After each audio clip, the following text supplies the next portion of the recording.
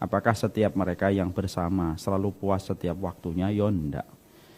Kalau kita sering mengatakan saya enggak puas sama dia, pertanyaan itu juga sama. Sudah kita memuaskan untuk dia ataukah tidak? Karena memang kebersamaan itu tidak pernah menjanjikan kepuasan.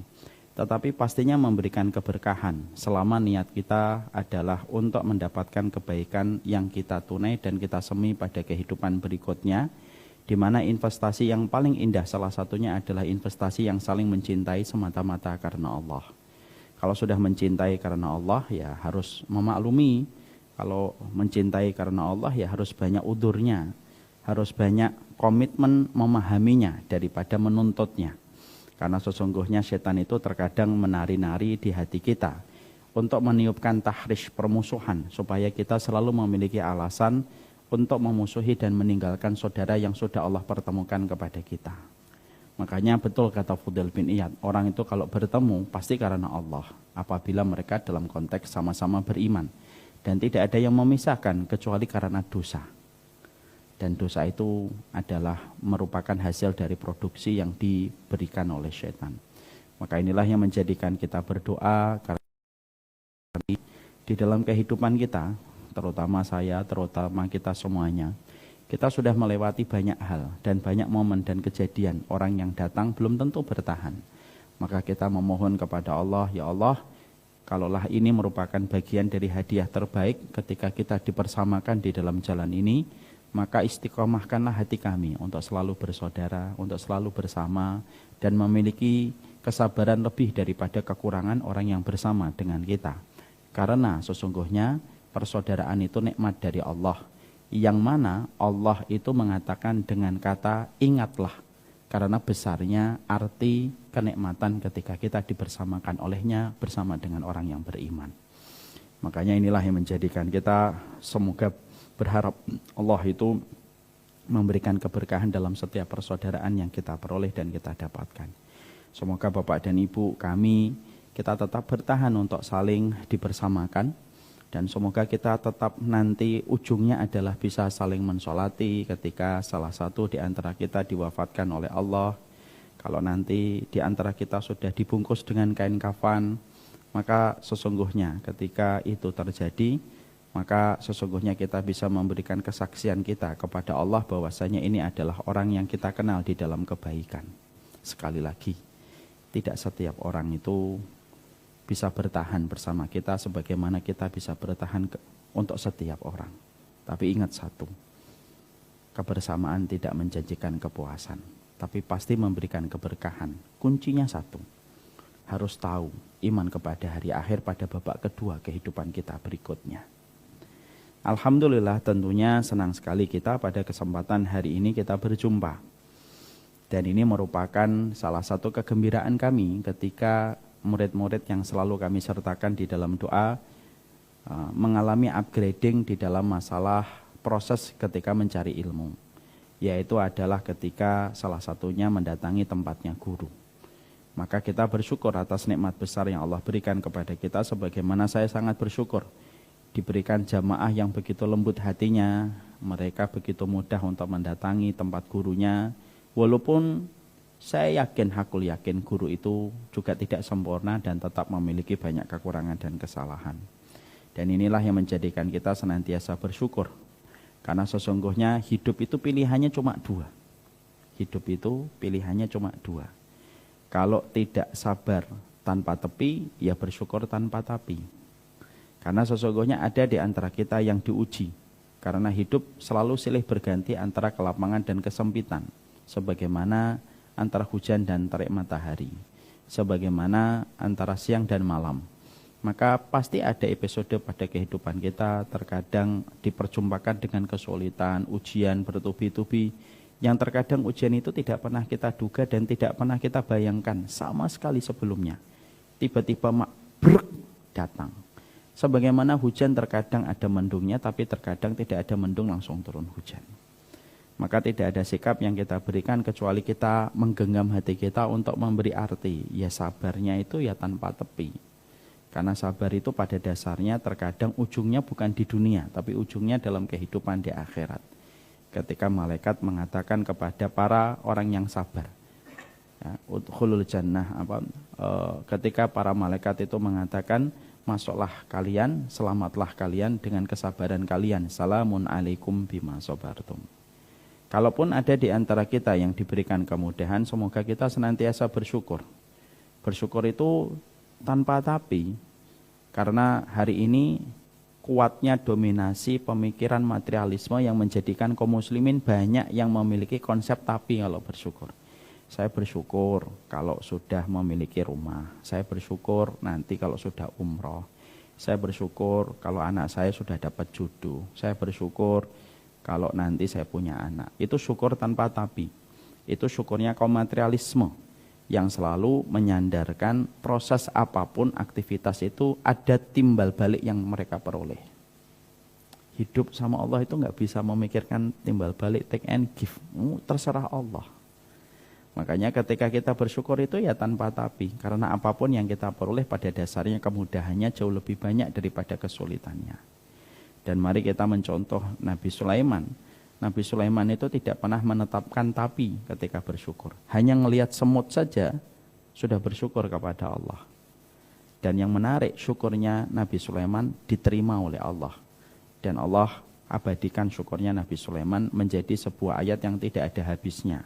Untuk kita pelajari dalam kehidupan kita. Syukur tanpa tapi, sabar tanpa tepi. Dan tentunya kita juga harus paham, syukur itu memang tidak menjanjikan kuantitas, tetapi syukur pasti memberikan kepada kita kualitas. Dan ini sudah sering saya sampaikan. Kalau syukur kita betul-betul sudah diterima sama Allah, bukan berarti kualitasnya bertambah. Syukur itu bukan 1 tambah 1 jadi 2, tapi syukur itu memberikan kualitas makna yang ada pada kehidupan kita.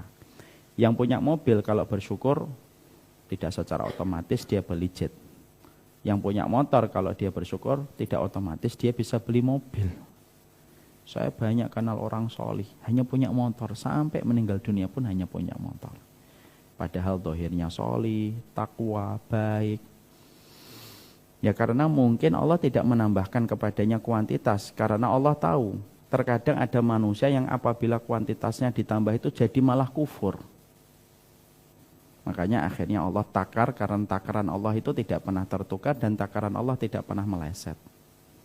Maka janganlah kita sampai terkena sindrom materialisme. Sekarang itu sindrom materialisme itu nyerang sama pemahaman agama tanpa kita sadari. Tahajud untuk proyek, syukur tambah kaya. Yang sebenarnya itu tidak pernah diajarkan oleh baginda Nabi. Nah inilah yang menjadikan kita senantiasa berusaha betul. Bagaimana kehidupan kita selalu bersyukur, dan selalu ketika kita bersyukur tidak usah kita pedulikan kuantitasnya, tetapi yang kita minta adalah kualitas yang kita peroleh pada kehidupan. Semoga Allah semakin menyederhanakan keinginan kita dalam hidup. Terutama ketika sama-sama Bapak dan Ibu kan sama dengan saya, sudah melewati angka 40. Kalau sudah di angka 40 itu sebenarnya permintaan kita ini sederhana. Ya Allah sederhanakanlah kami memandang dunia. Kalau kita sudah melewati angka 40, ketika para ulama salaf itu menyampaikan, kalau sudah melewati angka 40 itu, maka lonceng kematian pertama itu sudah diperdengarkan oleh Allah. Yang pertama. Kalau sudah melewati angka 50 itu, lonceng yang kedua sudah diperdengarkan. 2 kali. Kalau sudah melewati angka 60, kata para ulama salaf, sudah 3 kali. Itu sebenarnya lonceng itu ada. Kayak jam bel di sekolah, sebenarnya begitu. Cuma kita nggak dengar aja. Dan kata para ulama, sedikit sekali yang melewati angka 70 dengan 4 kali dentang loncengnya. Nah, tentunya kan kita juga meraba diri kita. Rambut kita sudah tidak lagi hitam. Tenaga kita sudah mulai berkurang jauh. Dan itu sebenarnya adalah peringatan-peringatan sebelum hari ketetapan itu datang. Allah itu adil. Tidak pernah Allah mempergulirkan kematian, kecuali Allah selalu mengirimkan pesan-pesan sebelum itu didatangkan. Kadang-kadang kita yang terlalu lalai dengan berbagai macam yang kita temukan pada kehidupan sampai tidak memperhatikan peringatan itu. Maka inilah yang menjadikan kita semoga selalu Allah sederhanakan keinginan kita. Semakin kita sederhana keinginan, ya semakin gampang bahagia. Orang yang paling tersiksa itu bukan orang miskin. Orang yang paling tersiksa itu bukan orang yang tidak punya apa-apa, tetapi orang yang tersiksa itu ya sejatinya adalah orang yang diadab oleh Allah dengan pemikirannya. Itu yang paling kita sedihkan kalau menimpa kepada kita tanpa kita sadari. Imam Ibnu Qayyim itu berkata begini, Allah itu kalau nggak suka sama orang, Allah jadikan pikirannya tidak akan pernah merasa puas. Punya istri tidak puas, akhirnya harus nyari yang haram. Dapat harta tidak puas, akhirnya nyenggol yang haram. Terus saja kayak gitu. Sudah dikasih rumah nggak puas lagi. Punya rumah di atas gunung, mintanya rumah di pinggir pantai. Sudah punya rumah di pinggir pantai, mintanya rumah di tengah hutan. Terus saja gitu. Dan itu dia lelah. Karena mengejar dunia itu, kata Imam Ibnu Qayyim, sebagaimana mengejar bayangan sendiri. Terasa dekat tapi tidak akan pernah terlewati. Nah, itu yang kita khawatirkan. Makanya kita selalu melatih hati kita untuk bersyukur. Karena apa? Salah satu di antara hal terindah di atas 40 tahun bagi mereka yang sudah melewati paruh umurnya, ya harus banyak dia bersyukur kepada Allah. Nah, inilah yang menjadikan kita bersyukur. Kita tentunya pada kesempatan hari ini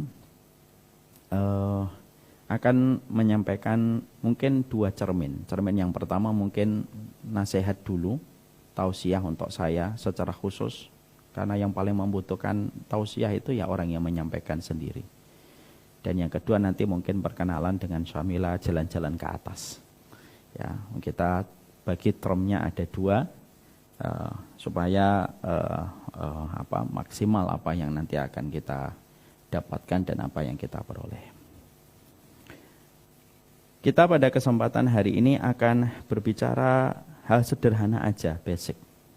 Ya. Karena saya tahu bahwasanya yang datang ke sini tidak ada yang di bawah usia 40. Ada yang di bawah usia 40? Tidak ada.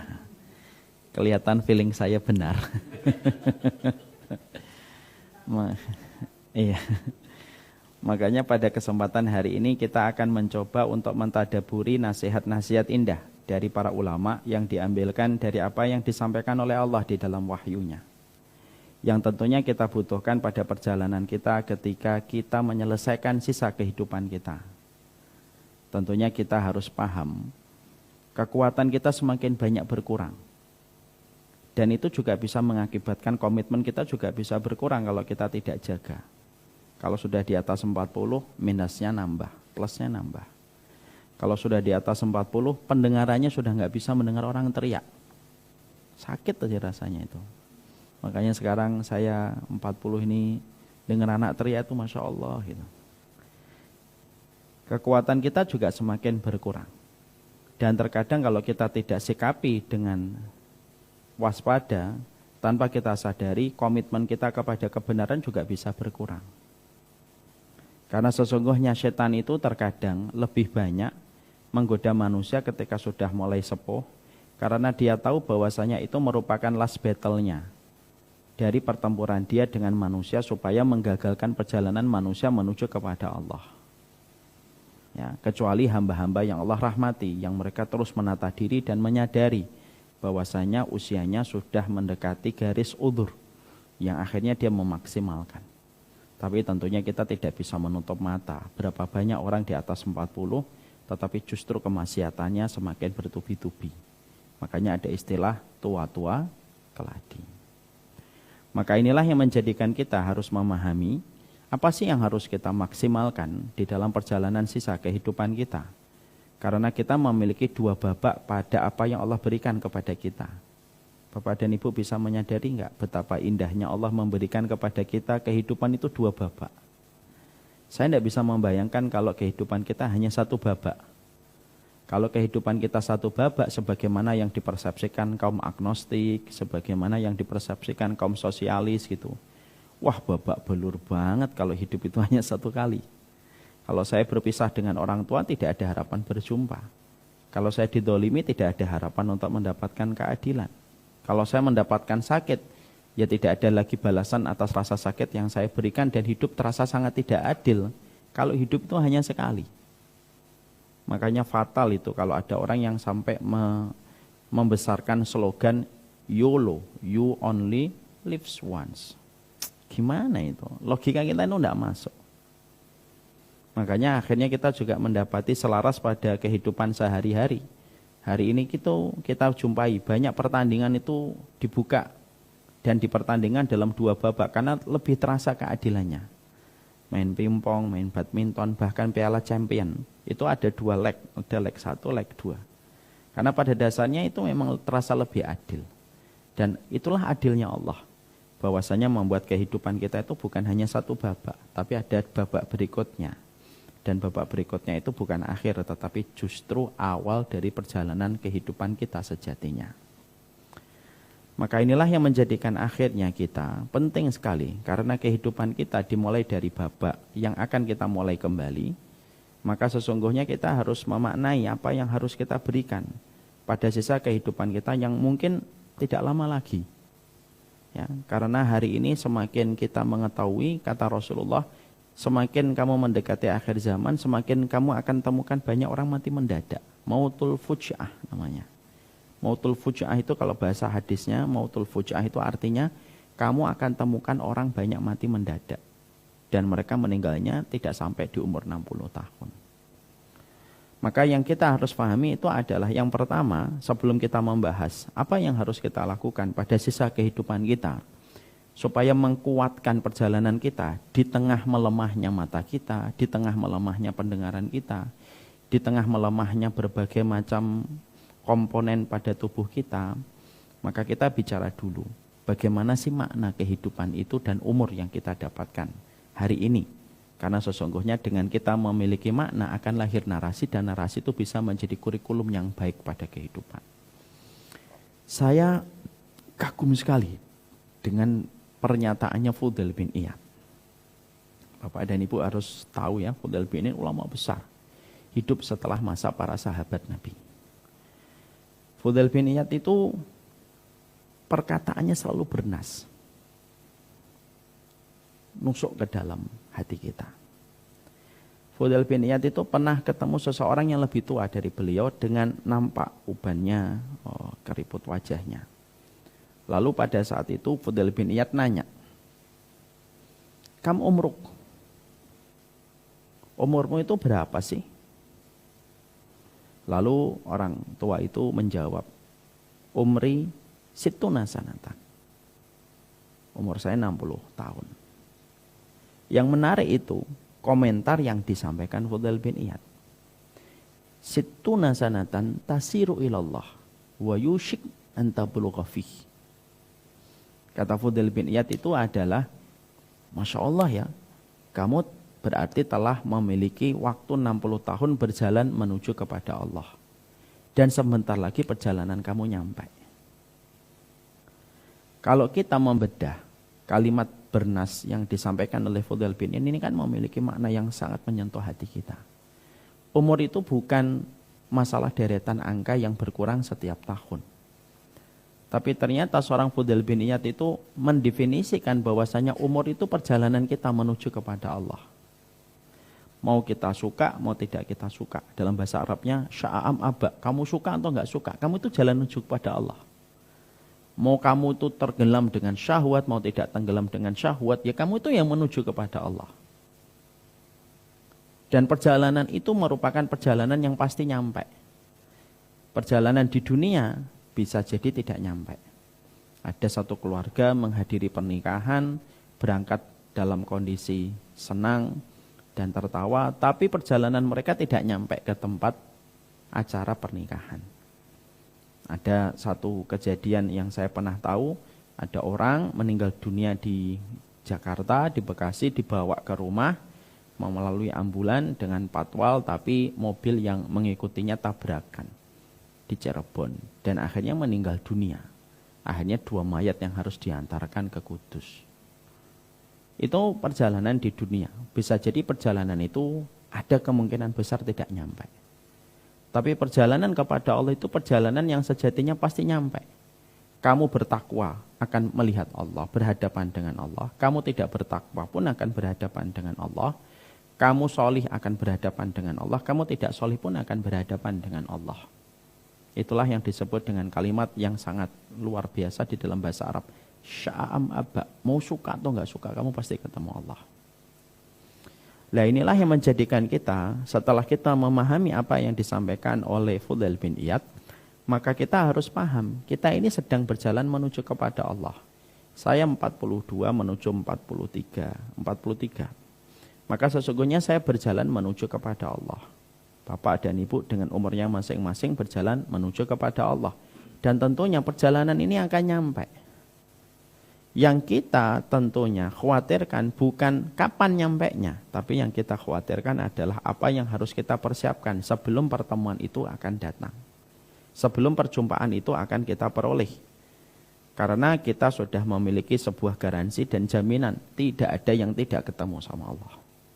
Baik dalam kondisi mungkin dia bermaksiat atau kondisi dia tidak bermaksiat, semuanya ketemu dengan Allah. Maka inilah yang menjadikan akhirnya pada poin yang pertama ini, saya mengajak kepada diri saya dan mengajak kepada kita semuanya, hidup itu bukan apa yang kita tinggalkan dari harta benda yang sejatinya pasti rusak. Tapi hidup itu lebih fokus kepada apa yang nanti kita akan bawa menuju kepada Allah. Karena pertemuan itu pasti datang. Nah itulah yang menjadikan kita memiliki makna umur bukan hanya sekedar berkurang dengan datangnya hari. Tapi umur itu ya semakin akan mendekatkan perjumpaan kita dengan Allah.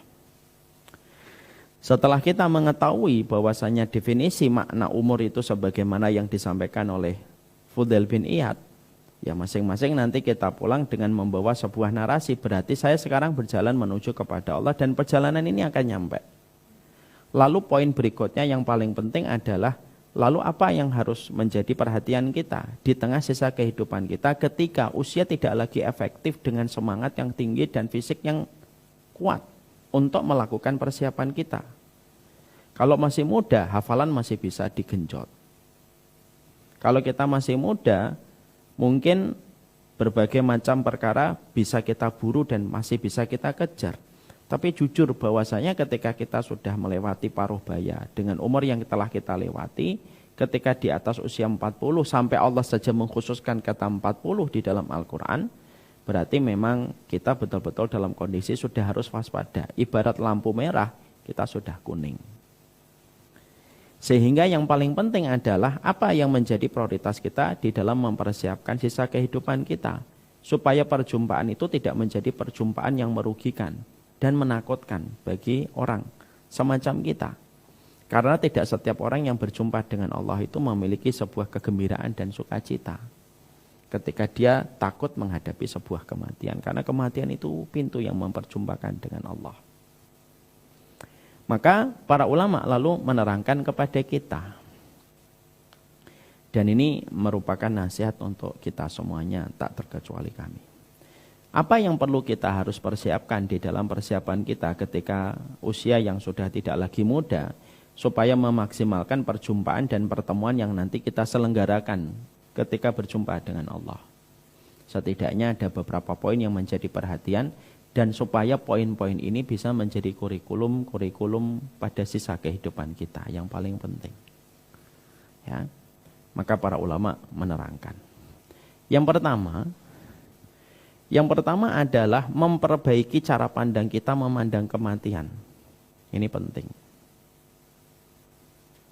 Sesungguhnya kalau manusia di atas umur 40 tahun, maka pertama yang paling basic itu adalah memperbaiki cara pandang kita tentang kematian. Kita boleh takut pada kematian, tetapi kita tidak boleh benci kematian.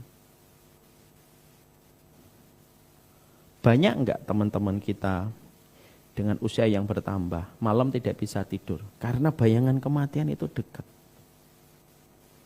Satu persatu kabar yang kita dengarkan kalau sudah di usia 40 itu apa?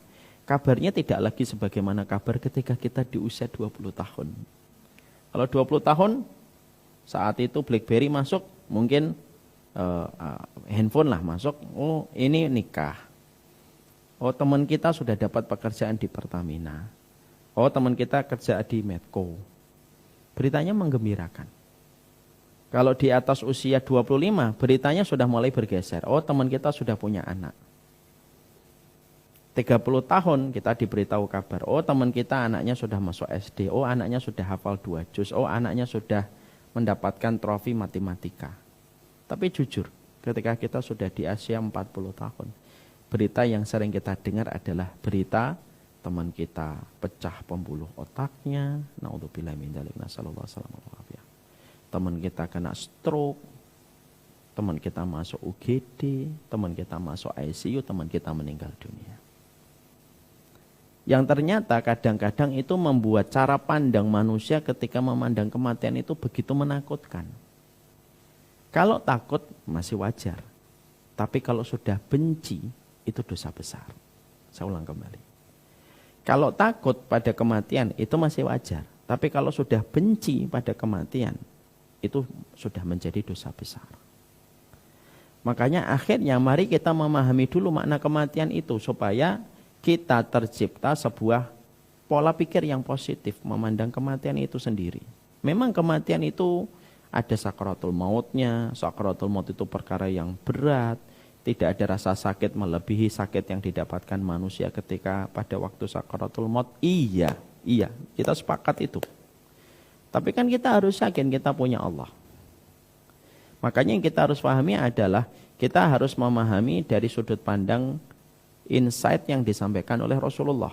Rasulullah itu mengatakan sebuah kabar begini. Faman ahabba liqa'allah ahabba liqa'ah. Faman kariha liqa'allah karihallahu liqa'ah. Orang yang senang ketemu sama Allah, Allah lebih senang ketemu dengan dia nanti sebagaimana dulu dia senang ketemu dengan Allah. Dan orang yang benci bertemu dengan Allah, Allah lebih benci bertemu dengan dia nanti sebagaimana dulu ketika di dunia dia benci akan bertemu dengan Allah. Dan itu artinya adalah orang yang membenci kematian itu benci ketemu sama Allah. Karena kematian itu merupakan pintu yang mempertemukan kita dengan Allah. Ini hadis harus kita bangun. Untuk menjadi mindset kita. Kematian itu bukan masalah hanya sekedar sakaratul maut. Tapi kematian itu sebuah proses yang harus dilewati untuk bisa menjadi sebuah pintu berjumpa dengan Allah. Senangnya kamu kepada pintu itu menjadikan zat yang ada di balik pintu itu senang menyambutmu. Bencinya kamu kepada pintu itu menjadikan zat yang ada di belakang pintu itu benci ketemu dengan kamu. Itu kata Rasulullah. Makanya ada sebuah riwayat yang dinukil dari Imam Al-Qurtubi dalam kitabnya At-Tadhkirah. Nabi Ibrahim itu akan dicabut nyawanya. Karena Nabi Ibrahim itu seorang Nabi Khalilullah, Khalilur Rahman, maka beliau diberikan oleh Allah izin untuk melihat malaikat maut. Lalu Nabi Ibrahim tanya sama malaikat maut, kenapa kamu datang? Aku disuruh mencabut nyawamu, wahai Khalilur Rahman. Nabi Ibrahim lalu berkata kepada malaikat maut, yo apa pantes, kalau dalam bahasa Jawanya itu, yo apa pantes maut. Ya. Kamu itu kan utusan Allah, nyabut kekasihnya Allah. Ya ora pantes toh. Kamu itu kan utusan Allah, saya ini kekasih Allah. Ya. Maka pada saat itu malaikat maut kembali sama Allah. Lalu menyampaikan apa yang disampaikan oleh malaikat maut. Perhatikan jawaban dari Allah. Allah memberikan jawaban kepada malaikat maut yang bertugas mencabut nyawa. Masyarakat kita menyebutnya malaikat Israel. Katakan kepadanya, wahai maut, apakah seorang kekasih tidak ingin bertemu dengan kekasih hatinya? Dia kan kekasihku. Emang dia tidak ingin bertemu dengan kekasih hatinya? Turunlah malaikat maut kembali dan mengatakan kalimat yang disampaikan oleh Allah. Baru pada saat itulah tersenyumnya Nabi Ibrahim dan akhirnya dicabut nyawanya. Dialog ini dinukil oleh Imam Qurtubi untuk memberi makna kepada kehidupan kita. Bahwasanya itulah hakikat kematian sebenarnya. Merupakan pertemuan kita dengan Allah. Dan sesungguhnya kematian itu sering disampaikan oleh para ulama. Kamu lepas dari sempitnya dunia menuju kepada lapangnya dunia, menuju kepada lapangnya rahmat Allah. Makanya hari kematian itu bagi orang yang beriman itu hari pembebasan dari penjara dunia. Coba kalau kita di dunia. Ada hasad, ada dengki, ada murid membenci gurunya, ada guru saling membenci gurunya. Itulah hidup di dunia. Sempit dengan berbagai macam masalah yang pasti kita akan temukan. Orang kalau mati, sebenarnya dia dibebaskan oleh Allah dari seluruh perkara yang tidak ideal pada kehidupan. Menuju kepada lapangnya urusan akhirat dia. Makanya akhirnya itulah yang menjadikan kita memahami betul. Jangan membenci kematian ketika kita di usia di atas 40 tahun. Supaya kita tidak terkena sebuah kekhawatiran dan kecemasan berlebihan. Lalu melahirkan sebuah sikap antipati dan resisten kepada kematian. Benci pada kematian itu dosa besar. Benci pada kematian itu dosa besar. Saya ambilkan sebuah dalil secara analogi. Kalau kamu meratap kematian orang yang kamu cintai sudah dikategorikan dosa besar. Apalagi kamu membenci kematian. Ada orang yang kita cintai, bapak saya meninggal dunia. Saya meratap. Ya Allah, saya masih butuh bapak. Kenapa orang kok ini cabut duluan, saya masih ini. Ngeratap. Sampai menepuk-nepuk dada, sampai betul-betul tidak terima dengan takdirnya Allah. Itu sudah terkategori dosa besar. Apalagi membenci kematian. Makanya inilah poin pertama ketika kita sudah melewati angka 40. Poin pertama apa? Berdamailah dengan sebuah proses yang sering kita dengarkan di usia 40. Kematian yang silih berganti datang kepada circle yang kita kenal. Yang mana mungkin hal semacam ini, materi ini mungkin tidak pernah terasa bagi mereka yang masih di usia 4, di usia 20, 30. Tapi sangat terasa ketika sudah di atas usia 40 tahun. Jangan benci kematian. Minta sama Allah. Ya Allah, jadikan hatiku mampu untuk melihat kematian adalah sebagai sebuah kebaikan. Takut boleh. Khawatir boleh enggak Ustaz? Boleh, enggak apa-apa. Saya takut sama mati karena saya teringat dosa saya. Saya teringat maksiat saya. Saya teringat anak-anak saya yang saya khawatir ketika saya tinggalkan, mereka siapa yang menjaganya. Khawatir boleh. Khawatir boleh. Tetapi ketika khawatir harus ingat. Tidak boleh untuk membenci kematian. Ini poin yang pertama. Poin berikutnya yang penting ketika kita melewati angka 40 tahun.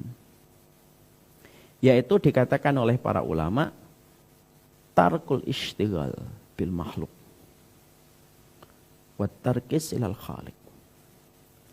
Yang kedua itu adalah sedikit demi sedikit kurangi konsentrasi kita kepada makhluk dan kepada sesama manusia, tetapi mulai fokuslah kepada Allah.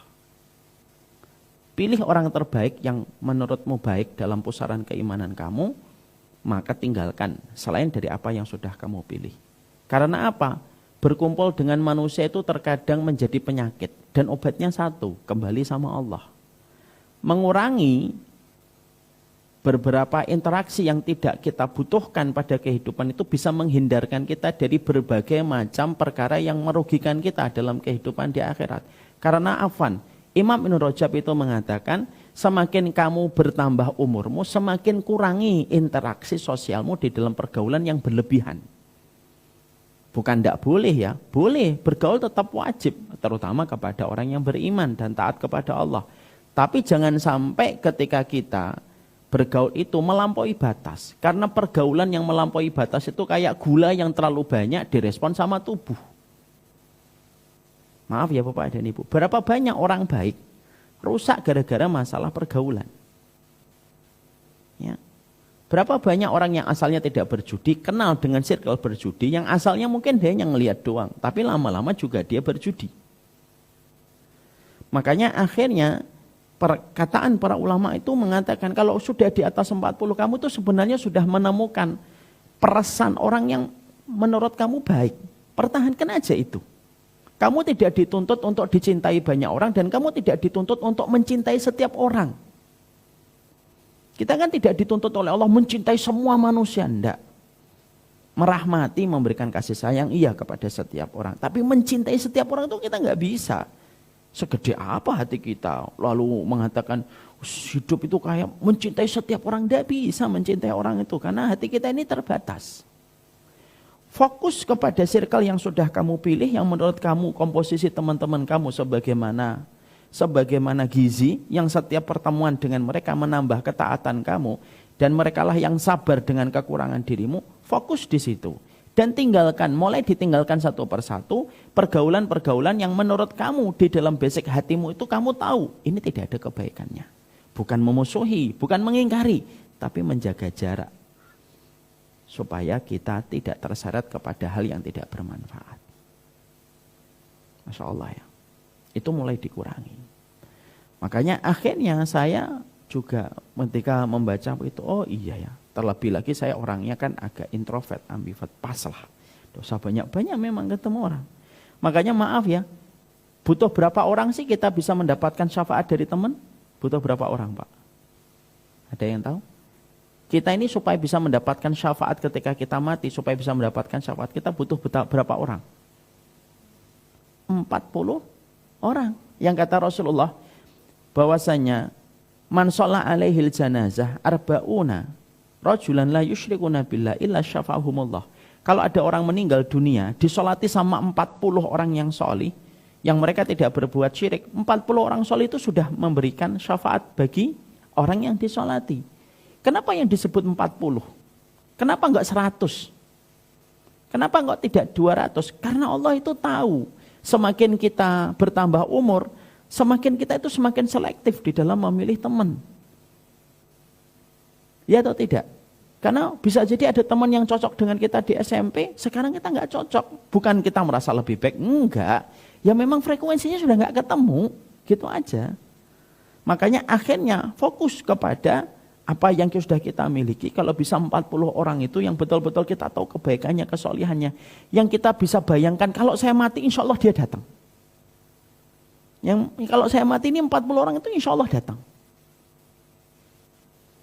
Maka fokuslah kepada itu dan fokuslah setelah itu hanya kepada Allah. Kurangi, kenapa? Semakin kamu banyak bergaul, semakin banyak udzur yang kamu harus berikan. Semakin banyak prasangka baik yang harus kamu jalankan. Semakin kuat komitmen kamu untuk menjaga prasangka dari prasangka yang buruk. Dan itu berat. Di usia kita yang tidak lagi muda. Dengan mengurangi beban hati supaya tidak terlalu bekerja lebih besar. Karena apa? Dalam setiap kita bergaul, ada organ tubuh yang paling lelah. Apa organ tubuh yang paling lelah? Hati. Kenapa? Setiap kita ketemu teman baru, kita harus berprasangka baik. Kalau ngeliat sesuatu yang enggak baik, misalkan baru lihat WhatsApp story-nya, kadang-kadang prasangka kita udah macam-macam, komen kita sudah macam-macam gitu. Dan itulah yang menjadikan akhirnya para ulama itu berkata, terkadang kerumunan orang itu adalah penyakit, dan obatnya dari penyakit itu kembali fokus kepada Allah bersama dengan orang yang memberdayakan kamu dalam jalan kebaikan. Makanya yang menarik, kenapa yang disebutkan 40 doang? Ya karena Allah tahu, semakin tambah umur itu ya semakin selektif kita itu di dalam memilih teman. Dan itu yang menjadi perhatian kita. Bapak dan Ibu, bergaul berlebihan itu terkadang penyakit. Ibarat gula, kalau terlalu gede, gula tidak menyehatkan. Tapi kalau kita tidak punya gula di dalam tubuh kita juga bahaya. Tubuh kita tetap butuh gula. Glukosanya tetap kita butuhkan. Takarannya itu harus disesuaikan dengan umur. Kebutuhan kita kepada glukosa ketika waktu muda tidak sama dengan kebutuhan glukosa ketika kita di usia 40. Karena semua organ tubuh kita sudah mulai mengendor, cara untuk menguraikan glukosa semakin lambat, tambah lambat dibandingkan ketika waktu muda, ketika masih main bola, ketika masih lari, ketika masih main bentengan, gobak sodor gitu ya. Mungkin energi glukosa kita bisa digerus dengan berbagai aktivitas. Nah sekarang ketika tua, rencana mau lari 3 bulan yang lalu aja nggak lari-lari sampai hari ini. Saya nggak nyindir ya. Tapi kalau ketawa malah khawatir ini sindiran. Tapi itu yang sering kita harus pahami. Makanya yang kedua, kurangi pergaulan yang terlalu banyak. Bukan dilarang. Tetap kita sama orang tetap kemudian ketemu, kemudian kita bertaaruf yang baik. Tapi takar sesuai dengan apa yang kita butuhkan. Maaf ya, saya tidak mau diartikan salah. Oh berarti saya jauhin semuanya. Enggak, jaga jarak. Tapi hubungan tetap baik. tapi fokus sama orang-orang yang kira-kira membawa kebaikan akhirat untuk kita. Mari kita belajar dari para pebisnis. Ya, saya tuh kemarin bicara dengan salah satu pebisnis besar ya, di Jakarta. Beliau ngomong gini ke saya, pebisnis itu Ustadz, sebenarnya mereka itu hidupnya simpel. Baik, saya langsung ngomong, enggak simpel. Simpel kan menurut antum, menurut saya rumit gitu.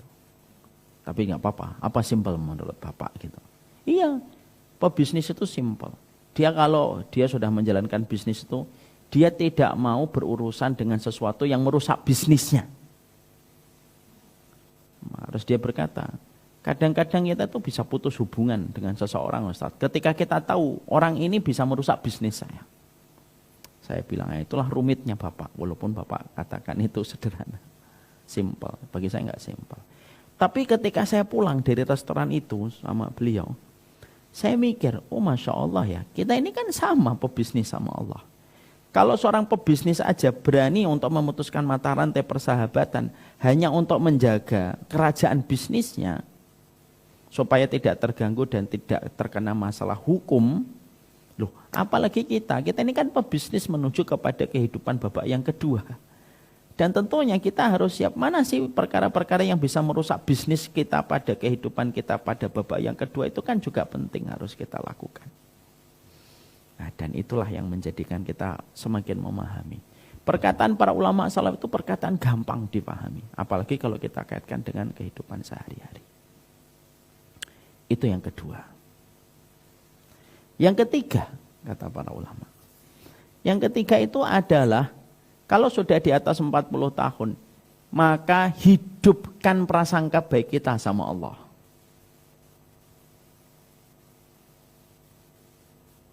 Karena sesungguhnya, kalau kita masih muda, maka komposisi yang tepat kalau kita muda, dulu ketika umur 20, yang harus kita ingat itu adab Allah yang pedih. Supaya kita tidak berzina, tidak minum khamr, menjauhi narkoba, ganja, narkotik dan semuanya. Kenapa?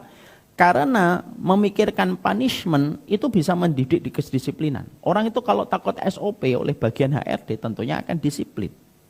Kalau usia kita 20 tahun. Tapi kata para ulama, kalau kamu sudah mendekati kematianmu, maka yang kamu harus besarkan itu, zoom in kan itu, bukan ingatan kamu kepada adab Allah. Yang kamu zoom in kan itu prasangka baik kamu sama Allah. Bahwasanya rahmatnya Allah itu lebih gede daripada marahnya. Kayak kita paham ibu lah analoginya. Ibu kita tuh marah gak sama kita? Marah lah kadang kalau kita salah. Dolan dari pagi sampai malam, malam pulang. Sudah muka berminyak. Pakai cuma layangan satu yang harganya cuma 25 perak. Udah baju kena selokan gitu. Marah, tapi setelah memarahi kita, ibu kita tengah malam mencium-cium kita minta maaf, ya Allah nak. Dan ibu itu selalu punya sisi maaf yang lebih besar. Memang marah. Saya tuh kalau lihat ibu, kalau habis marah sama Mbak Sim Ja'far gitu, marah gitu kalau pas lagi macam-macam namanya anak laki-laki ya. Naik ke kulkas lah atau kemana. Tapi ya tengah malam tuh ya dipeluk, ditangisin. Namanya seorang ibu. Memahami Allah itu dengan memakai contoh makhluk, walaupun Allah tidak sama sekali mirip dengan makhluk. Laisa kamitslihi syai'. Allah tidak mirip dengan makhluk. Tapi ini membantu kita menyederhanakan pikiran kita tentang sifat Allah yang Rahman dan Rahim. Makanya Allah menyampaikan inna rahmati taglibu ghadabi. Rahmatku tuh mengalahkan murkaku. Makanya ketika kita sudah di usia 40 tahun ini, kita ingat dulu ketika kuliah, ketika kita belum pakai jilbab, ketika kita dulu kuliah masih susah diberitahu sama orang tua dan ketaatan kita kepada Allah. Maka yang harus kita tanamkan ketika sudah di usia 40 tahun itu apa? Ya Allah, rahmatmu aku yakin lebih besar daripada murkamu. Yang mana kita berharap supaya kita itu menanamkan sebuah optimisme untuk pulang. Karena kita tahu pemilik rumah yang akan kita jumpai dan akan kita datangi memiliki sisi maaf yang lebih besar daripada sifat murkanya. Makanya Nabi itu wanti-wanti 3 hari sebelum beliau meninggal dunia. Karena beliau meninggal dunia hari Senin.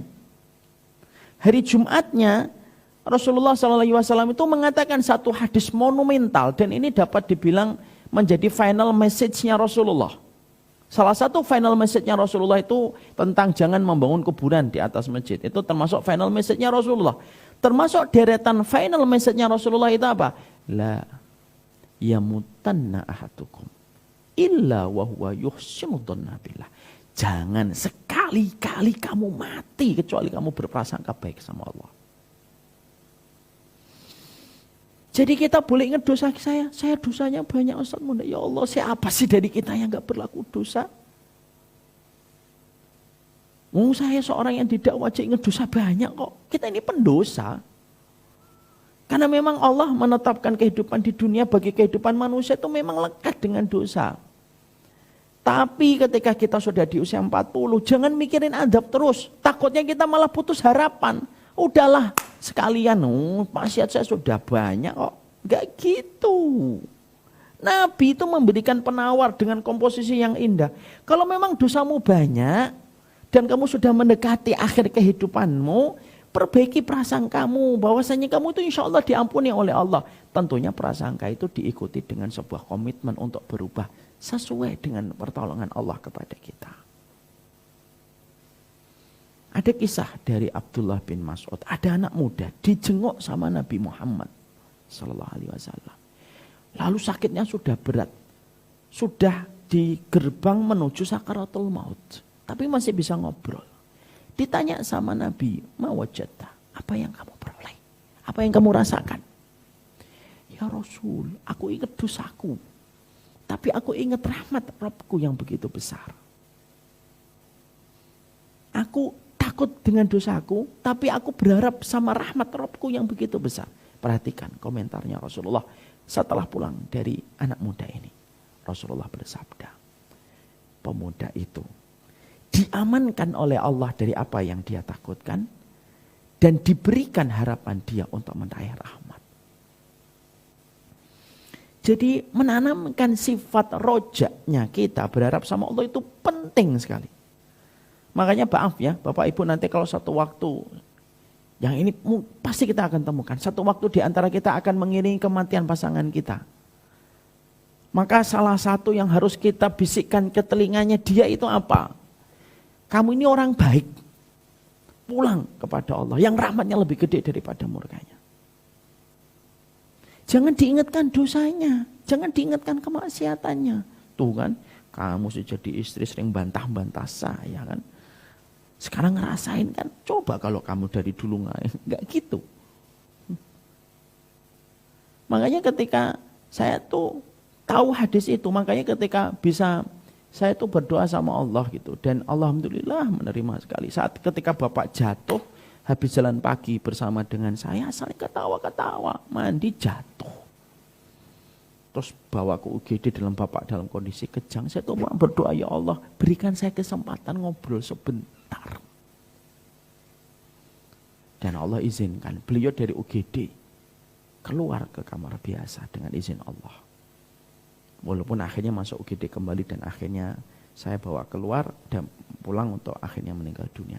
Maka selama saya bisa ngobrol dengan Bapak, yang saya lakukan cuma dua. Ada teman saya orang solih yang nasihatin saya. Walaupun saya sudah tahu, tapi ketika pas kondisi kayak gitu kadang-kadang itu lupa gitu. Ustadz, jangan lupa minta maaf sama Bapak. Yang kedua, sampaikan kebaikan-kebaikan Bapak. Saya ngomong Bapak ini orang baik. Tidak pernah malu mendapatkan titipan amanah dengan 2 anak istimewa. Bapak didik saya, enggak pernah bentak saya sepanjang hidup. Saya bisikkan ke telinganya, kalau nanti jatahnya pulang sudah datang Pak, pulanglah dalam kondisi Allah itu memberi rahmat yang besar. Nah, itu kan penting. Sama, hari itu pasti kita akan temukan. Bapak-bapak mungkin yang akan nemenin istrinya pada saat sebelum sakaratul maut datang. Atau istri akan menemani bapaknya. Jangan diingatkan kesalahannya. Ingatkan kepada Rob yang dia akan berpulang. Ingatkan dia kepada Rob yang akan berpulang. Masya Allah, kamu ini orang baik. sudah ngasih nafkah saya, ngasih saya pintu surga dengan adanya kehadiran kamu dalam hidup saya. Jadi saya tidak susah lagi untuk mendapatkan surga di balik kehadiranmu. Ya Allah, kamu ini baik, sudah didik anak saya, sudah nemenin saya, bertahan dengan saya, dengan laki-laki yang mungkin saya ada banyak kekurangan. Moga kamu sebentar lagi panen dengan apa yang telah kamu berikan. Tanam itu di telinganya. Itu penting. Makanya akhirnya yang kita tata itu setiap hari itu apa? Jangan pernah berhenti untuk minta rahmat sama Allah. Ya Allah, rahmatmu yang aku harapkan. Kita udah selesai dengan urusan dunia insya Allah. Berbagai macam profit, keuntungan, sharing, semua keuntungan gaji yang pernah sudah kita lewati itu separuh lebih hidup kita. Udah selesai itu. Kalau kita sudah selama ini hidup sudah dijamin oleh Allah, berarti tinggal kita yakin sisanya dong, pasti juga dijamin oleh Allah kan. Yang paling terus kita dominan meminta sama Allah itu apa? Rahmatnya. Karena kalau kamu sudah dapat rahmat, urusan dunia ya selesai. Urusan rahmat itu lebih gede daripada urusan surga kok. Bahkan kita masuk surga pun karena rahmat. Jangan lagi minta rezeki, ya minta dunia terus, boleh enggak apa-apa. Tapi kalau sudah melewati angka paruh itu sudah, kan kita udah tahu dijamin oleh Allah hidup kita juga alhamdulillah baik-baik aja kan. Fokus untuk meminta sesuatu yang menjamin kehidupan kita berikutnya. Yaitu babak kedua. Dan babak kedua itu memerlukan rahmat. Lebih besar daripada apapun. Makanya kita berprasangka yang baik sama Allah. Ya, itu yang ketiga. Yang keempat, jaga amalan hati. Ya, jaga amalan hati itu artinya apa? Jangan banyak hasad. Udahlah maafin orang. Udah dimaafin aja orang satu persatu itu. Hati kita ini terlalu tua untuk menyimpan sebuah nama yang kita harus benci pada hati kita. Udah maafin. Ya. Jaga hati kita. Maafin. Tidur. Ya Allah, saya maafkan fulan. Sebut namanya. Saya maafin dia. Saya maafin dia ya Allah. Saya maafin dia. Karena menyimpan nama pada hati kita untuk kita benci walaupun kita tidak mendeklar dan mendeklarasikan nyata di lisan kita, tapi tetap menyimpan nama di dalam hati kita dengan kebencian sampai setiap menyebut namanya akhirnya berdegup jantung kita lebih keras. Itu melelahkan. Makanya akhirnya saya pernah ngobrol sama Ustaz Zaidul itu apa? Lu membenci itu ternyata bisa merusak komposisi dan suasana peredaran darah yang menimbulkan peredaran yang negatif itu.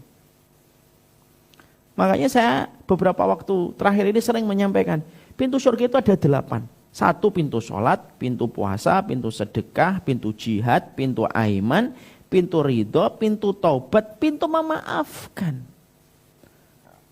Kalau pintu sholat, pintu sedekah, pintu puasa itu merupakan pintu surga, logika kita masuk akal, memang itu ibadah gitu loh. Tapi yang bagi kita kalau kita perhatikan secara spesifik, kenapa dari sholat, puasa, sedekah, lompat ke salah satunya itu pintu memaafkan. Karena sampai pintu surga itu dinamakan pintu memaafkan itu apa? Karena dampak memaafkan itu dalam kehidupan kita, impact-nya itu luar besar.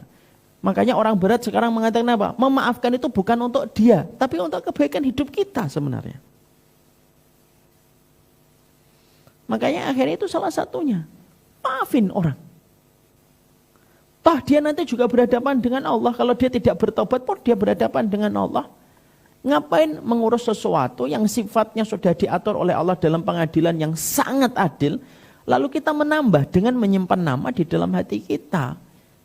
Hati kita sudah terlalu tua untuk menyimpan nama orang yang kita benci. Berdamai sama diri kita. Kalau ada di antara bapak dan ibu yang pernah punya masa lalu dengan hutang pengasuhan, orang tua yang dulu mungkin tidak sebagaimana yang kita inginkan, maafin supaya kamu juga dimaafkan anakmu. Berdamai sama diri sendiri itu pulang. Supaya apa? Beban kita ketika sebelum pulang itu tidak berat. Karena apa? Usia 40 yang kita sudah lewati sekarang ini, kita ini banyak melewati episode-episode yang tidak sesuai dengan apa yang kita ekspektasikan. Ana tidak menafikan itu. Kita bertemu dengan orang yang dolim sama kita pernah berjumpa dengan orang yang kita berikan kebaikan tapi impactnya buruk untuk kita. Itu namanya hidup kok. Namanya hidup. Tidak sesuai dengan angin yang bertiup yang kita mau. Jadilah orang yang mengembalikan hatinya itu bersih. Ya Allah, ini hatiku, ya Allah, ini hatiku, ya Allah. Siapapun makhluk yang ada di hatiku ini yang pernah berbuat jahat, aku maafkan karena aku memiliki Rabb yang Maha memaafkan. Ya, mungkin kita tidak bisa berkumpul kembali, berinteraksi kembali, enggak usahlah, tapi kita memaafkan dulu. Udahlah, saya maafin ya Allah. Sebagaimana saya juga pengen dimaafkan oleh Engkau. Ya, rambut kita sudah putih, kulit kita sudah keriput. Lalu kita masih memberikan beban untuk hati dengan beban yang terlalu berat untuknya. Kita ini ngangkat barbel ketika semakin tua, kita kurangi kok barbel itu sesuai dengan kemampuan kita. Hati itu ketika menyimpan nama, itu sebagaimana fisik ketika mengangkat barbel terlalu berlebihan. Maaf ya Bapak dan Ibu. Orang kalau sudah di atas 40 itu, salah satu saran dokter apa? Tidak setiap olahraga cocok untuk 40 tahun. Betul atau tidak? Tanya sama dokter, dok saya mau futsal. Umur berapa Ustadz? 43. Nggak usahlah futsal.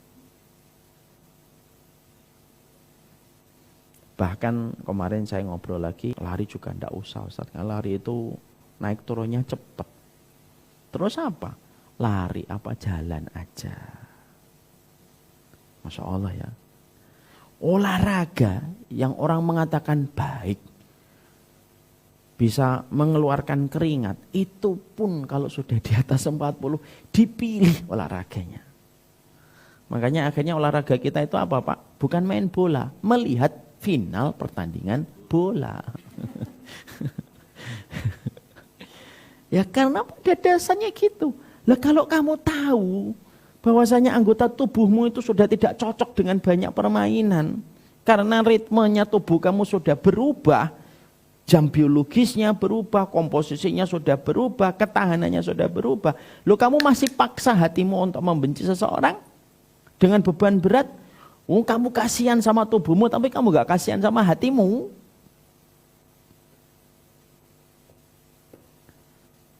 Penyakit hatinya mulai dikurangi dikit. Maafin. Saya simpan namanya ya Allah, saya maafkan. Karena saya punya Rabb yang Maha memaafkan. Itu yang berikutnya. Makanya maaf ya, kalau Bapak dan Ibu punya platform sosial media, lalu setiap kita melihat sosial media, akhirnya kita ikut berkomentar, memberikan penilaian, udahlah kurangin sosial media. Karena terkadang kalau kita banyak ngelihat itu banyak keinginan. Ya atau tidak? Saya pernah ngerasain kok. Saya pernah ngelihat ada ustadz punya motor gede. Akhirnya wah enak juga punya motor gede ya. Padahal badan saya nggak cocok banget pakai motor gede. Itulah lapar mata itu lebih bahaya daripada lapar yang lainnya. Makanya kalau puasa sebelum adzan maghrib. Seakan semua itu lapak itu pengen kita makan itu. Setelah maghrib tegluk-cegluk, hilang itu semua keinginan. Karena lapar mata itu lebih berbahaya. Itulah kenapa saya baru bisa memahami kata-kata itu. Gara-gara dulu ibu saya nyebut lapar mata itu lebih bahaya daripada lapar perut. Nah, qadarullah pas baca tazkiyatun nafas, saya melihat perkataan Imam Ibnu Rajab. Hati-hati sama memandang dengan matamu, kan itu menimbulkan banyak keburukan. Oh, nyambung itu perkataan ibu saya lapar mata itu. Kurangin. Saya pengen pakai sosial media untuk menjadi media untuk berdakwah, silakan. Tapi kalau kita ngerasa, saya tidak mengeneralisir ya. Tapi kalau kita ngerasa, setiap kita ngelihat, akhirnya timbul berbagai macam gejolak pada hati kita. Ya enggak usah ngelihat, posting selesai. Makanya saya termasuk yang tidak banyak menggunakan Instagram, yang menjalankan admin. Saya ngerasa berat banget kadang. ngelihat postingan ini, terus kadang kan dalilnya nggak kayak gini ya. Kadang-kadang gitu. Harusnya kan Ustadz ini tahu, aduh ya Allah, saya ngerasa kok jadi nggak baik untuk saya ya gitu. Ya udah, akhirnya adalah admin aja yang menjalankan. Bukan berarti yang tidak punya sosial media lebih baik daripada yang punya sosial media. Juga enggak kok, enggak. Tapi itu hanyalah sebuah harapan. Ya, karena apa? Untuk menjaga hati. Ya kan? Ini ada kaitannya pada poin yang kedua tadi. Sibuk kepada Allah dan tidak sibuk pada pergaulan dan interaksi. Ya, terus yang terakhir, yang penting juga adalah beristighfarlah yang banyak. Tobat kepada Allah. Istighfar setiap saatnya. Punya kesempatan, sholat taubat. Punya kesempatan, ingat lagi dosa kita. Pernah gini, tobat lagi dosa. Sholat 2 rakaat, sedekah. Dan maaf ya Pak, Ibu. Kalau sudah umur segini, sedekahnya difokuskan. Sedekah untuk menghapuskan dosa. Inna shodaqata tudfi'ul khotoya. Kama anal ma'ayud fi'un naro. Sedekah itu menghapuskan dosa sebagaimana air memadamkan api. Sedekah. Sedekah itu bagian dari taubat. Jangan ditahan-tahan. Terutama sedekah-sedekah yang sifatnya bisa menjadi long lasting perjalanannya. Contohnya sedekah yang sifatnya untuk dakwah, untuk pendidikan, untuk pembangunan, misalkan kebutuhan dakwah ataupun pondok, itu long lasting.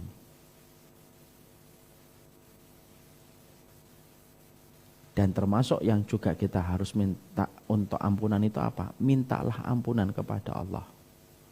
Kalau kita menjadi orang tua itu tidak ideal untuk anak-anak kita. Orang tua yang hebat itu bukan orang tua yang tidak pernah melakukan kesalahan. Orang tua yang hebat itu adalah orang tua yang mereka tahu dia juga tidak ideal untuk anak-anaknya dengan berbagai macam kekurangan. Saya ajak untuk merenungi surat Al-Ahqaf 15. Gozi surat Al-Ahqaf 15. Nah. Ini penutup kita.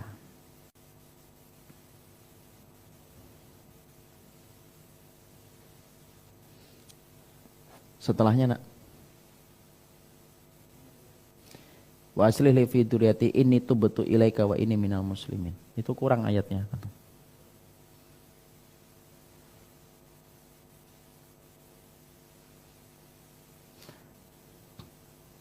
Atau slide ayatnya aja langsung.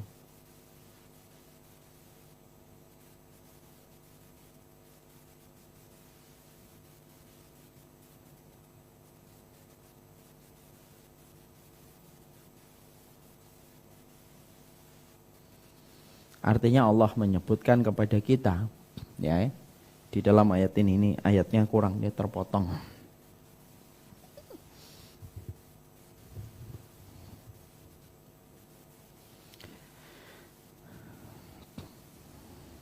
Nih. Ada kata-kata doa yang diucapkan ketika umur 40 tahun. Rabbi auzi'ni an ashkura ni'mataka allati an'amta 'alayya.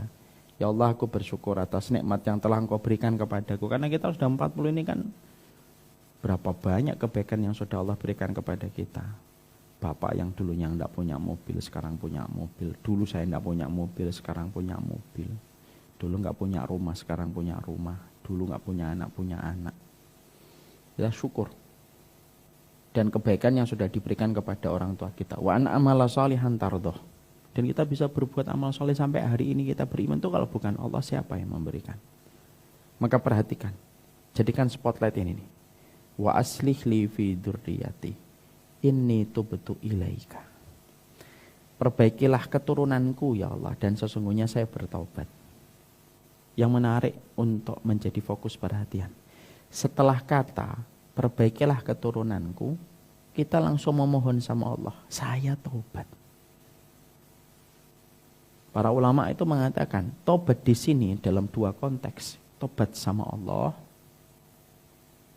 Yang kedua, tobat yang berkaitan tentang anak. Karena kata tobat disebutkan setelah kata dzurriyyah. Dzurriyyah itu apa?